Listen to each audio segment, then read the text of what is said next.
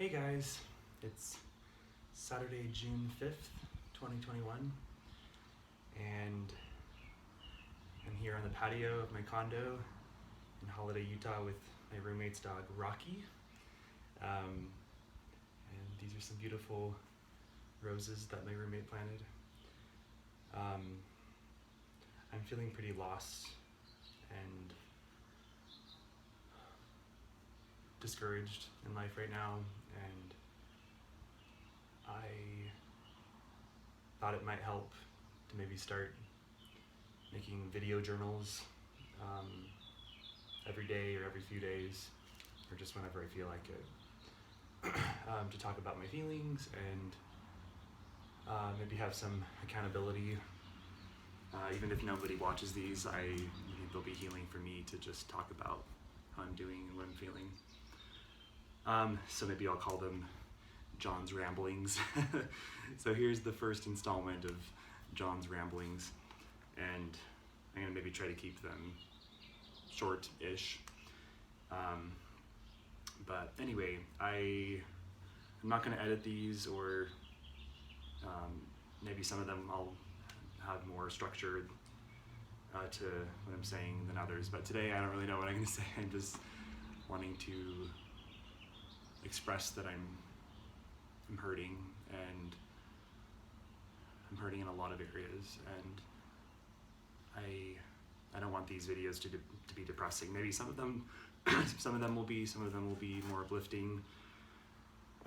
Maybe I'll tell some stories in them, or set some goals, or maybe some of them will be filmed outside, some will be inside. But and maybe some of you guys will be able to relate to some of the things I talk about, and you can provide your own feedback or perspective on certain things. So I think today, the main thing I wanted to bring up today is I just started EMDR therapy in mid-April. It's about a month and a half ago. And that stands for Eye Motion Desensitization Reprocessing. And I did dialectical behavioral therapy, or DBT, for 2.5 years before this, so January 2018 to September 2020. And my DBT therapist suggested that I do EMDR next, mostly to work on faulty core beliefs about myself, like I don't belong, or I'm not good enough, or I'm not safe, and also to work through various traumas. And I was kind of scared to take the next step, so hence the break between September and April, where I didn't have any therapy going on. But I've had 6 appointments so far in the last month and a half, and I think it is the right fit, but it also is really scary, and it's hard, and a lot of emotions are being released, and I tend to kind of internalize a lot of anger. I was diagnosed with borderline personality disorder in 2015, and I have the subtype, which is quiet borderline, or quiet BPD. And so I tend to kind of internalize a lot of the anger and difficult emotions, and I feel like some of those are being externalized finally, like, and it's kind of scary, and I just don't want to lash out at people as I'm going through this therapy. And I already kind of have a little bit. And I just want to be able to stay stable and functioning while I go through this therapy. And the 5th appointment, which was last week, that was definitely the most difficult one, which was Monday of last week. A lot of things kind of fell apart last week, but yeah, anyway, I feel like I am trying to play it safe with life right now, and I've kind of shrunk a lot of my dreams in order to not make any big mistakes right now. I feel like I kind of sinking and drowning musically, financially, emotionally, socially, spiritually, and my social anxiety is just like at its peak right now. Like the majority of, or all of my one-on-one social interactions, whether they're on the phone or in person, there's like 90% anxiety and like 10% enjoyment. And so I'm just having a hard time being around people because I just, and it's gotten a lot worse during the pandemic. But Anyway, so I'm hoping that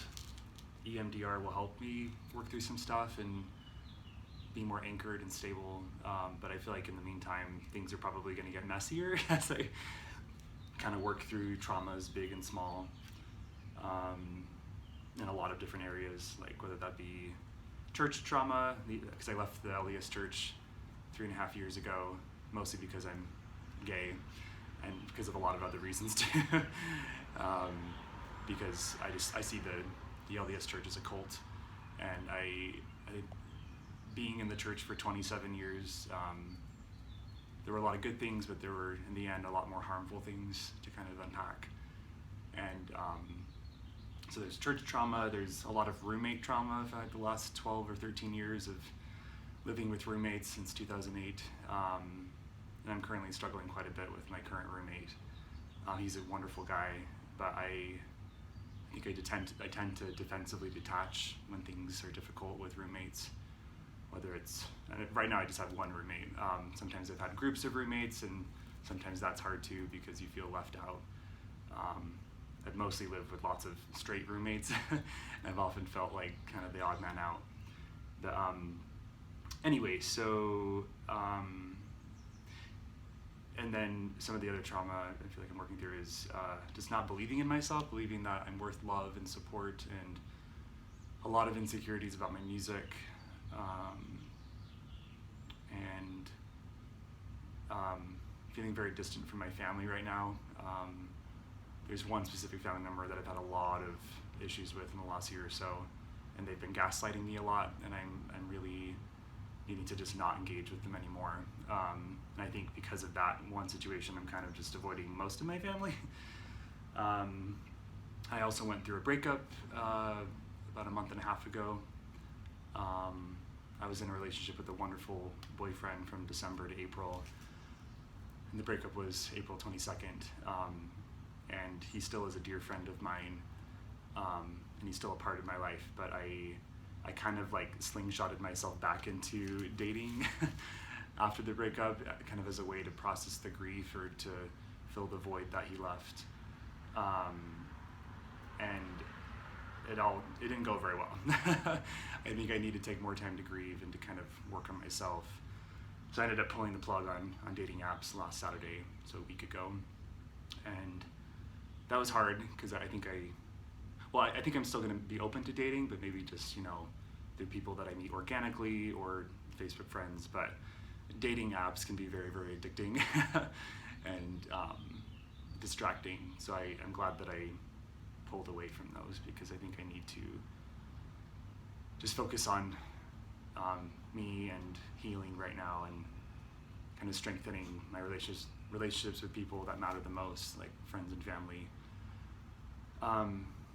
Anyway, originally I was going to move in with my ex-boyfriend around this time, like June or July. So I'm feeling some discouragement right now because the current place I live, this condo in Holiday, the rent is too expensive for me, and I can't really afford it for much longer. And so I am trying to find a place that's maybe cheaper, but I also think I'm just done living with roommates after this, after just so many years of a lot of ups and downs with roommates. But I don't know if I have enough money to afford a studio apartment. Also, I got in a car accident back in September, and that was in Orem, back when I was living in Provo last year from April to October. And I didn't have a car for about 2 months. Whoa, birds. So I got a car, or I bought a car for my dear friend Hiromi, who I've known since elementary school. I bought it, it was in mid-November, and she let me buy it for like $500, which was a steal. And I knew the car was kind of at the end of its life. It was a '97 Honda Accord. And I wasn't sure exactly how long it was going to last, but it ended up finally having some serious issues with overheating earlier this week. So I took it to a shop on Tuesday, and they said it was going to cost like over $1,000 to fix some of the problems that were going on. I don't even remember exactly what the problems were because they were complicated, but to this point I've decided to just not fix the car because it's worth more than the value of the car to fix it. So right now I also don't have a car, so I'm feeling pretty isolated. So that, yeah, having these car problems kind of is added to a lot of the weight going on right now. But anyway, so I know I need to find a new apartment and a new car and kind of, I guess, a new boyfriend at some point, and also just kind of re-anchor myself to the people that matter, family and friends, and also figure out some work. It's definitely been tough working as a freelance pianist during the pandemic, and I'm feeling a lot of discouragement about that. I was going to start 2 new things this month, but I think my social anxieties may be a little bit too intense to do it. So I was going to start giving an hour-long private concert public concert once a month. So basically, I was just going to do 60 minutes of music, me playing piano and also singing on some of the songs. Originally, I was going to actually start that at the beginning of May, but I decided I was going to postpone it until my birthday, which is, I turned 31 on Tuesday, June 8th. So originally I was going to do the first concert on my birthday in the clubhouse of the neighborhood where I live here. And for each monthly concert, I was going to have a special guest artist do like 20 minutes of the music with me. So I was going to bring a vocalist friend of mine that's very talented named Melinda. She was going to sing like a third of the music with me. But I feel like my mental health is just not in a good place to start doing that right now. Maybe I'll do that later, because that's something that I feel really passionate about. And I haven't given like a solo concert that I've hosted in like 10 years, or maybe since like summer 2010. I started freelance pianist life in 2011, so I've been doing that for 10 years, and I kind of put my solo career kind of on the back burner at that point. I went to Utah State and Weber State for piano performance, and growing up from like age 10 on, I was really like focused on solo piano stuff. And after I graduated high school in 2008, I gave a summer piano concert every summer, 2008, 9, and 10, at the Orem Piano Gallery. And that was really, really meaningful to me. Those concerts were 80 minutes each, and I brought in special guests for each of those as well. Anyway, so I definitely want to get back into like solo performing, because most of what I've been doing in freelancing is like accompanying little kids to professionals, any instrument, any age, and also a lot of choirs and ensembles, and playing background music at events or restaurants or weddings or receptions, and recording and stuff. But I want to kind of step forward and kind of do more solo stuff. Anyway, so there's a lot more I could say about that. Maybe I'll talk more about that in another video. But I also was maybe going to finally start teaching piano, so I could work from home here at my condo, because I have a piano. My piano is in the living room, and I felt like, I don't know, I have a lot of like anxiety about teaching, because it's not something that I have a ton of experience with. I think a lot of my piano teaching experience was about 10 years ago when I was in college, and around that time, like early 2010s.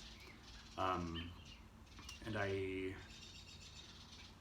think right now, because I'm kind of desperate for money, I thought I could maybe start up piano teaching, but I get a lot of anxiety when I teach. It's easier for me to just play piano and collaborate with people instead of actually verbalize stuff. I think I could be a really good teacher, and I could offer a lot in a lot of different areas with music. And I've had some great piano teachers of my own, but I think it's going to kind of be a rocky journey to kind of get into piano teaching, because it's not something that I have a lot of experience with, and I feel like it's going to be a bit of an experiment at the beginning. So right now I'm thinking maybe I should just put music aside, especially because I don't have a car right now. Like, I can't even really accept a lot of freelance offers that require me to travel. Having a car is like really, really important to be able to freelance. So I basically, I thought maybe I should just leave the music realm for a bit and just get like a normal, boring job somewhere nearby that I can walk to, like at a food place, or I don't know, just something that will pay the bills for now. But that makes me feel really sad when I think of doing that, because I want to continue doing music, but I'm just feeling really lost as a person and as a musician right now. So maybe it's best to just get something that's less emotional or not related to music. Anyway, but yeah, it looks like I've been talking for about 16 minutes now, so I'm gonna wrap this up because this is way longer than I was expecting, but it felt good to just kind of let out some of this stuff that's been living inside my brain and hurting my heart. And yeah, I'm feeling a little bit vulnerable right now. I'm kind of embarrassed about posting this because it's kind of a hot mess, and hopefully what I'm saying makes sense.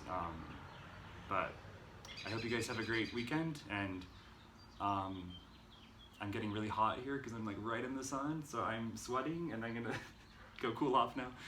But yeah, I hope you guys feel free to share anything you're going through right now in the comments, whether that's positive or negative, or difficult or